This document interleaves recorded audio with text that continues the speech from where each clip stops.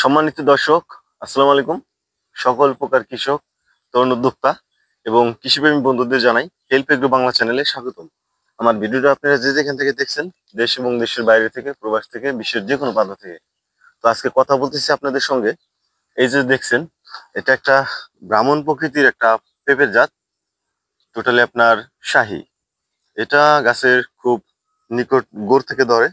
এ দেখছেন আদাত, আমার হাত এবং মাটি। তো যাই হোক, এখানে আপনারা বলতে পারেন যে মাটি ফেলাইছে, মাটিতে ফেলাইতেই হবে। অনেকে গাছে আপনার দেয় না, বাঁশ বা খুঁটি দেয় না, সেজন্য। আর একটা গাছ লাগানোই বেটার, দুইটা গাছ লাগানো একটু ক্ষতি, লম্বা হয়ে যায়। তারপরে এখানে লম্বা হয় নাই, কিন্তু চিকন। এই যে দেখেন, আমি হাত দিয়ে বের পাইছি। এগুলো ফলনগুলো আপনার গোল হয়, অরিজিনাল শাহী জাতের। আর যেহেতু আমি আপনার রাজাশাহী নিয়ে কাজ করি, রাজাশাহী পেঁপেটা টোটালি আপনার হয় লম্বা। ওটা আপনার আরো বেশি একটু এই দারুণ চমৎকার, ওটা বেশি টানে বাজারে, চাহিদা বেশি। তো আপনারা যদি করেন, তো দুইটা জাতে করবেন, শাহী প্লাস রাজাশাহী। এই গাছটা দেখেন যে এই কত ছোট্ট একটা গাছ। আর আমি যদি এখানে দাঁড়াই, তাহলে আরো দেখবেন। এই যে আপনার আমার যে পা আর শরীরের থেকে নিচে, এই যে এখানে যে একদম ভাঙে চুরে ফলন আসছে, এখানে দাঁড়ানোর উদ্দেশ্য আর বোঝানো এটাই যে দেখেন ফলনগুলো কতটা ছোট। এই যে এরকম যদি একটা গাছে ফলন ধরে থাকে, তো কৃষক যদি দাম 10 টাকা কেজিও থাকে কেজি প্রতি, তবু কৃষক লস করবে না।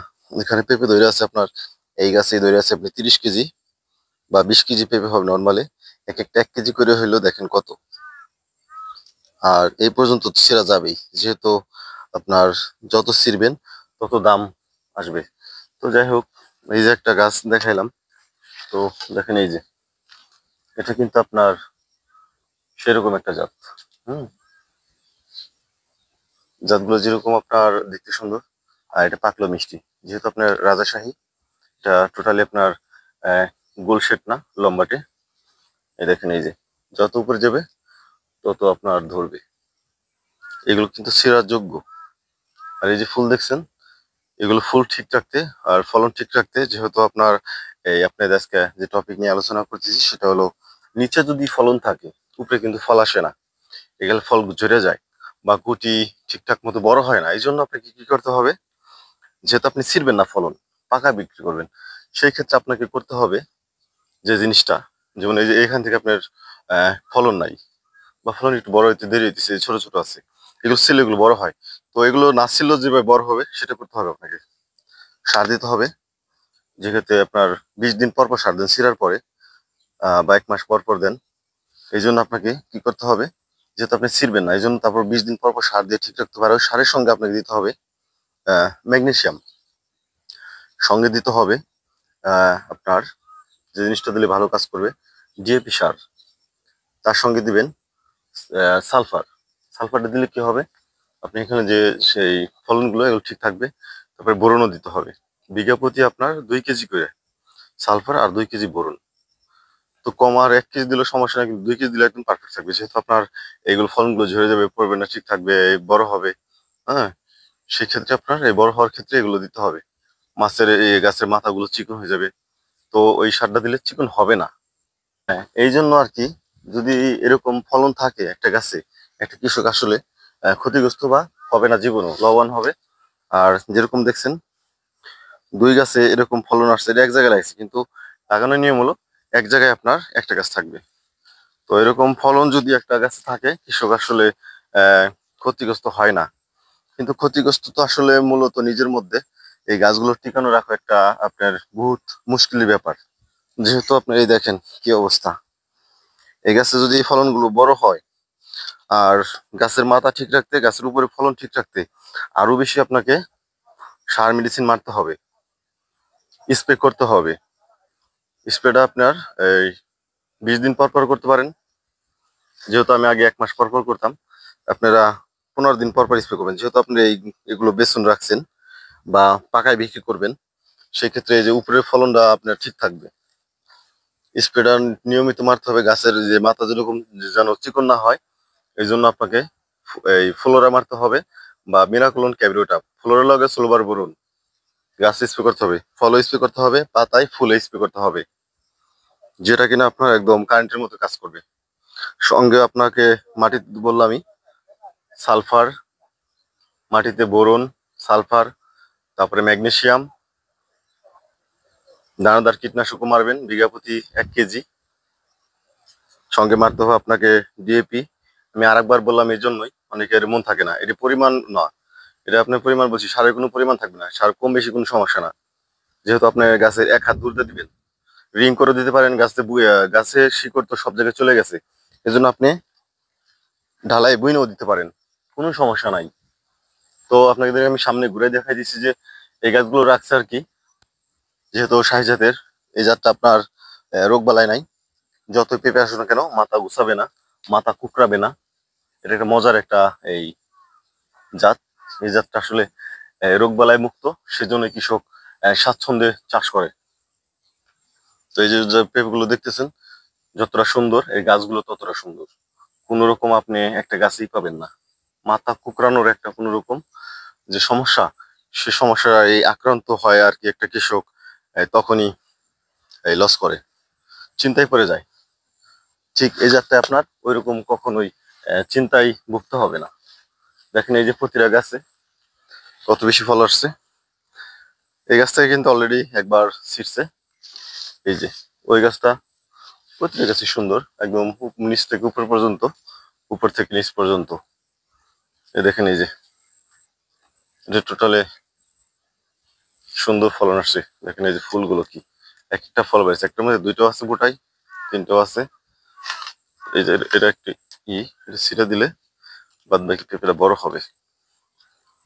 আর এই গাছে কিন্তু কোনো রকম খুঁটি দেয় নাই, তবু গাছগুলো ঠিক আছে। মাটিটা দেওয়া হয়েছে যে আপনার 3-4 স্তরে, একবার না, মাটি দেওয়া হবে 3বার। যদি একবারে মাটি দিতেন তাহলে কি হইতো, গাছগুলো আপনার এতদিন পছন্দ হতো। আর না হয় একদম এই যে ঠিক যেদিকে বাতাস বা যেদিকে বাঁকা হয়েছে ঠিকভাবে পড়ে যেত। পড়ে নাই কেন, এই যে মাটিগুলো দিছে, মাটি কিন্তু 3 থেকে 4 স্টেপে দিছে, স্টেপ বাই স্টেপ। আজকে দিছে, 20 দিন পর আবার দিছে, আবার দিছে, আবার 1 মাস পর দিছে। ঠিক এইভাবে দেওয়ার কারণে হয়েছে কি, মাটিগুলো ঠিক আছে আপনার। যদি দিত মনে করেন যে একবার কি হইতো, এই মাটিটা কিন্তু চুপসানো থাকতো, রস রস থাকতো, ভিজে ভিজে থাকতো, মানে ফোম যেরকম পানি নিয়ে নেয়, এখানে ঠিক এরকমই এই মাটিটা পানি খায় আপনার পুরো চুপসে যেত। পেঁয়াজ চাষ করা হয়েছিল, পেঁয়াজের মধ্যে আপনার এই পেঁপে দিছিল। দেখেন এখন এই পেঁয়াজ রয়ে গেছে, এই যে দেখছেন কি অবস্থা। অবশ্যই পেঁপে খেতে আপনার এই পেঁয়াজ দিবেন, পেঁয়াজ দিলে সমস্যা নেই, সাথী ফসল হিসেবে পেঁয়াজটা দিলে বেটার হবে। তো দেখেন ফলন কি, মাশাআল্লাহ, দেখবার মতো ফলন। এই যে সুস্থ সবল, আর গাছের ঠিক এই যে দেখেন আমি উপরে পর্যন্ত দেখাইতেছি, এই দেখেন এই যে মাছ পাতাগুলো কতটা সুন্দর আছে না, অনেক সময় আপনার এই যে মাছ পাতাগুলো কতটা সুন্দর আছে না, যে গুছাই টুসাই যায়, আহ বাঁকা হয়ে যায়, পাতা ফাইটে যায়, ঠিক এটা হবে না যদি কিনা আপনারা একটা জিনিস ব্যবহার করেন। একটা জিনিস ব্যবহার করলে যথেষ্ট, সেটা হলো সালফার ব্যবহার করতে হবে সারের সঙ্গে। আপনাকে এই মাটি থেকে খাবারটা ও কিন্তু অটো অটোই নিয়ে নিবে গাছে, গাছ থেকে কেউ খাবার খাওয়াই দেয় না। এই জন্য খাওয়াই দেওয়ার জন্য কি করতে হবে, আপনাকে সালফার ব্যবহার করতে হবে। সালফারটা ব্যবহার করলে গাছের খাদ্য ঠিক পৌঁছাই দিবে, পাতায়, ফলে, সব জায়গায়। গাছের কিন্তু পাতার মাধ্যমে খাবারটা ও গ্রহণ করে। ঠিক এই পাতা, মাইজ পাতা ঠিক হওয়ার জন্য আপনাকে সালফার ব্যবহার করতে হবে। মাটি থেকে খাবারটা একবার শোষণ করে নিয়ে পাতায় নিয়ে চলে যাবে, এই জন্য সালফার। সালফারের কাজটা কি, ঠিক এই জন্যই ঠিকঠাক মতো যদি করে, তো অবশ্যই আপনার এটা একটা যত্নের মধ্যে পড়ে। বলে অনেক যত্ন, কি যত্ন কাকে বলে, এটাই যত্ন। এই দেখেন এই যে ফলগুলো ছোট আছে, কিন্তু লং টাইম বৃষ্টি হওয়ার কারণে সমস্যাটা হয়ে গেছে। এই সমস্যা আর কি আপনার দীর্ঘস্থায়ী যাতে না হয়। এই জমিতে দেখছেন আপনার এই যে এই গাছটা যে আছে, এই জমির মধ্যে টোটালি আপনার রাজশাহী, তো কিছু সংখ্যক রাজশাহী গাছ আছে, তার মাধ্যমে আপনার এই আরেকটা গাছ দেখাইতেছি, ওই যে এটা রাজশাহী, আর ওই দেখতেছেন ওই দুইটা গাছই রাজাশাহী। তো এখানে গাছ আপনার আছে টোটালে 700 এই জমিতে। তো প্রত্যেকটা গাছই আপনার কোনো রকম গোড়া পচা যে একটা বড় সমস্যা, সেই জিনিসটা কিন্তু আসলে এই জমিতে পাবেন না। গোড়া পচা থাকলে একটা কৃষক আসলে কুলায় উঠতে পারে না, কারণ গাছগুলো মানে ভাঙ্গা চুরে আর কি বেহাল অবস্থা হবে। সেই জন্য আপনার একটা গোড়ায় আসলে বলছি আপনাকে 3 থেকে 4 স্টেপে মাটি দিতে হবে। আর যে জিনিসটা করতে হবে সেটা হলো আপনার অ্যামিস্টার টপ এবং কি এই ম্যানকোজেব মারতে হবে, ঠিক ছত্রাকনাশক।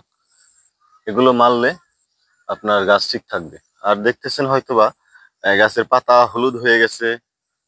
এই হলুদ হওয়ার একটা মারাত্মক সমস্যা মনে করবেন না, কারণ জমিতে বৃষ্টি আসলে আপনার বৃষ্টির পরে সার দিলে পারে ভিজা ভিজা খেতে, তখন কিন্তু আপনার পাতা হলুদ হয়ে যাবে। এই যে এটা বড় রকম সমস্যা কোনোদিনই না।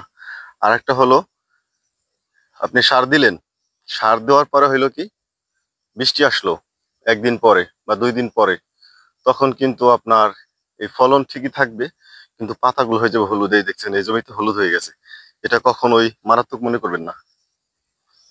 আর পেঁপে চাষ আপনার লস আছে, লাভও আছে।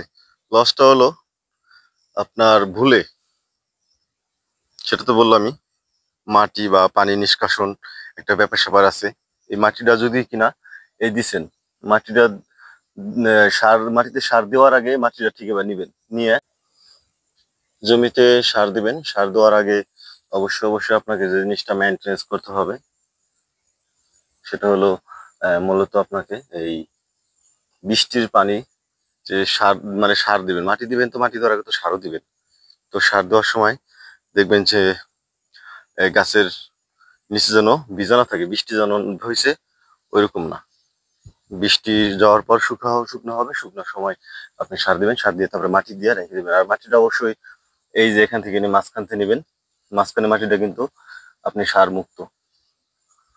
মুক্ত মাটিটা গাছের গোড়ে দিবেন না। এই যে লম্বা করে কাটছে, এখানে আপনি আদা নিচে করেও কাটতে পারেন, কোনো সমস্যা নেই। আর এই গাছের গোড়ে যতই আপনি পানি টানি যাই হোক, যাই করে জমবে, এই টোটালি একবারে এই ড্রেনে চলে যাবে। এই ড্রেনে গেলে আসলে কোনো রকম ক্ষতি হবে না।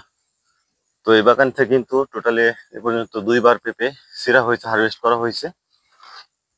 দেখছেন কত সুন্দর ফলন, এক জায়গায় 2টা গাছ, 2টা গাছও কিন্তু ফলন আসে, কিন্তু গাছটা লম্বা হয়ে যায়। কিছু কিছু গাছ রাখা হয়েছে এখানে মায়া করে, দেখেন ওই যে একটা গাছ এবং গোড়া থেকে ধরছে। ঠিক এইসব আর কি একটা খুঁটিনাটি বিষয়, এটা একটা যত্নের মধ্যে পড়ে। মাটি দেওয়া, যেমন এই যে সার দিছে, সার দেওয়ার পরে যে মাটি দেয় টোটাল আপনার ঢাইকে দেওয়া হয়েছে। এই যে টোটালি ঢাইকে দেওয়া হয়েছে, দেখেন। ঠিক আবার ওই সাইড দিয়ে আবার নিয়ে আবার ডাইন সাইড আবার ঢাইকে দেওয়া হবে। তো বৃষ্টির কারণে এত যত্ন দেওয়া যায় না, ঠিক যত্নের কোনো কমতি যেন না থাকে। একটা গাছও কিন্তু খুঁটি নাই, তবু গাছগুলো ঠিক আছে। ঠিক এভাবে যত্ন দিলে একটা কৃষক কখনোই